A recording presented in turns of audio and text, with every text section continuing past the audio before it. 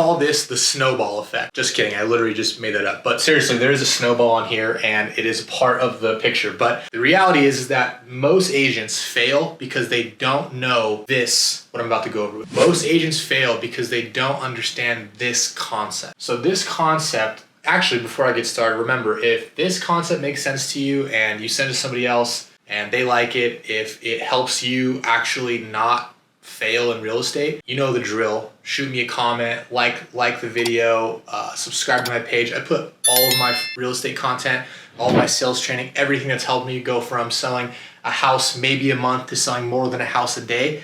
I do it all for free on YouTube because I was a broke real estate agent at one point and I don't want you to be broke. It's way better when you're not. So this right here, and we're gonna call it the snowball concept. And the reason why most agents fail is because nobody tells them the truth. And the truth is that this business has no shortcuts. There's not gonna be a shortage of hard work. There's no TikTok dance or Instagram algorithm or some reel that you can create. I don't give a shit what anybody says. That's not true. Those things can help you, but it's not gonna be the reason why you're successful. So what happens is that agents grossly underestimate the amount of conversations they have to have, real estate related conversations they have to have in order to build enough momentum to create an actual pipeline where consistent income becomes regular, right? So the analogy is going to be this here. This is a mountain. Okay, I know it's a triangle, but it's a mountain. And this is a snowball. Now, when you're thinking about getting into real estate, this mountain doesn't look that big. It's like, oh yeah, it looks like a little hill, just right there, no problem. This snowball, it's like, yeah, I've thrown a snowball before. Shit, I can throw one like 100 yards. What's the big deal? Just got to get the snowball up and over the little hill. But just like almost every mountain range or hill, from a distance, it looks small. But when you get up close, you're like, holy shit, that's a big ass mountain.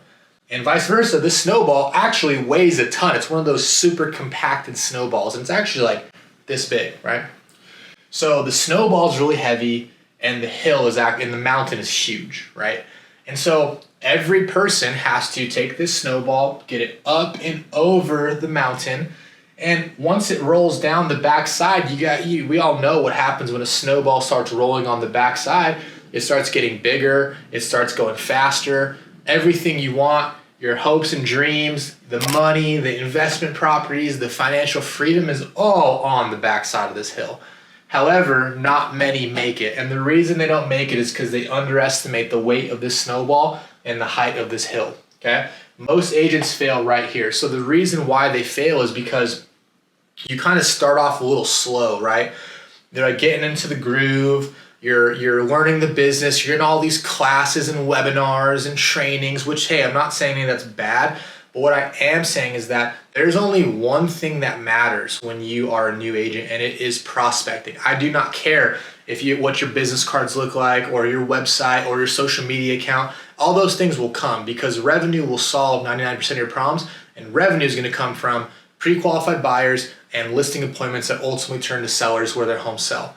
So during your time in the first 90 days, if you're not laser focused on talking to people who have the potentiality to buy a home or are potentially looking at some point in the future to sell their home, you are literally wasting your time. So going to the coffee shop, scrolling on MLS, going to a little training, changing your highlights on your Instagram and calling that your workday is literally a waste of time.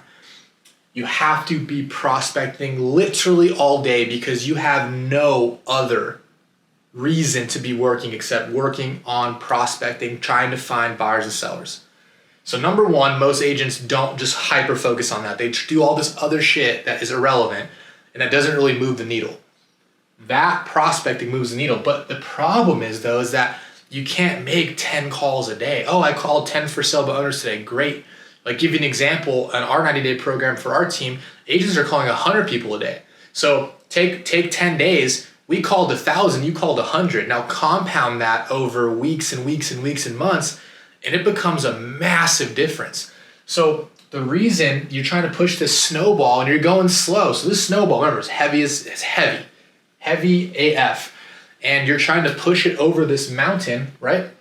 And you're holding it up and you're pushing.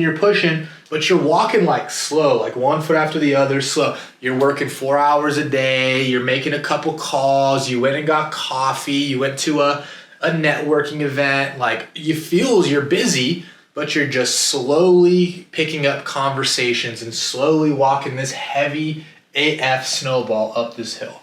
Well, guess what? Right about here, you get tired. And you get tired mentally. You start to get frustrated. You get a little down on yourself. All the thoughts about quitting start coming in. You haven't made any money. There's no money, like even chance of it coming in, right? You're like, holy shit. And this is where you failed. That snowball is too heavy. It took you too long to get it up and over. You got tired and you fell back down the hill and you quit. That happens to a lot of agents, and it's unfortunate because no one tells them the truth. The truth is that you have to prospect an extreme, let's just use 90 days, extreme amount of prospecting in that 90 days, because what you're doing is you're compressing force, energy, and momentum into a short period of time.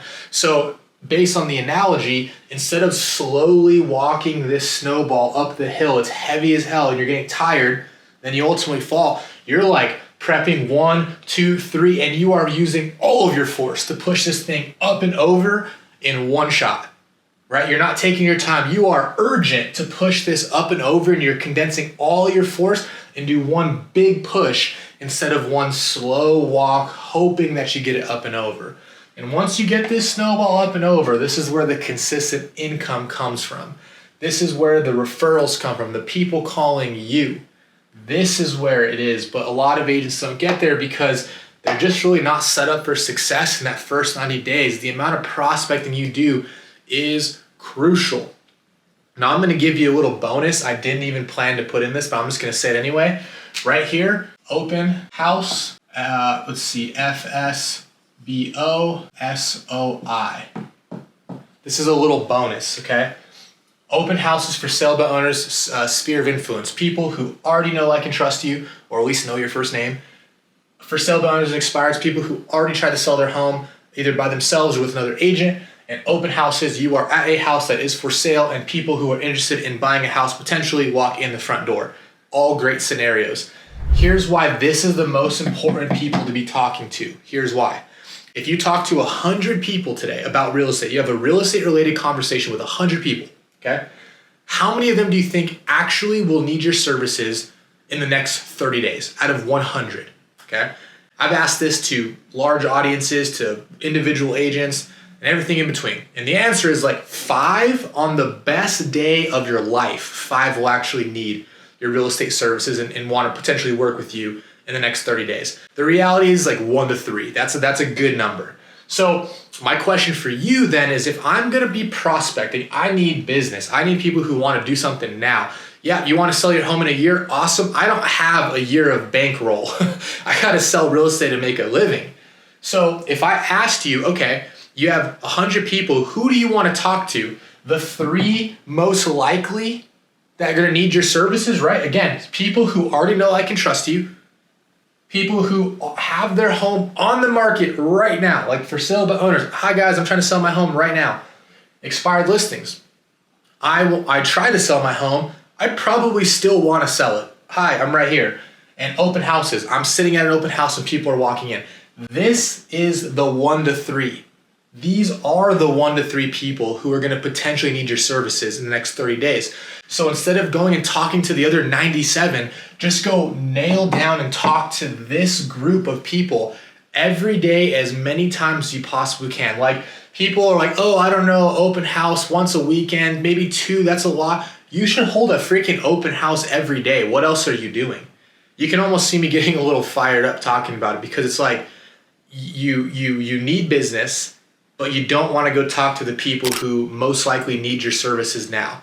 And like, forget hours and what's normal and what's not. Like, if you want extreme results, which is making a lot of income in the first 90 days, you need to take extreme action. So that's a little bonus for you just to think about. But again, all comes down to prospecting. It comes down to condensing that prospecting into a short period of time where you are every day, you are searching for people who want to buy, And people who want to sell, if your activity you're doing is not getting you closer to one of those two people, you're wasting your time, trust me. And if you follow this advice, you are going to watch your career go up and over, and everything that you wanted to accomplish and the reason why you got in real estate, it'll all happen. I just don't want you to fall victim to failing because the snowball was too heavy to get over the hill.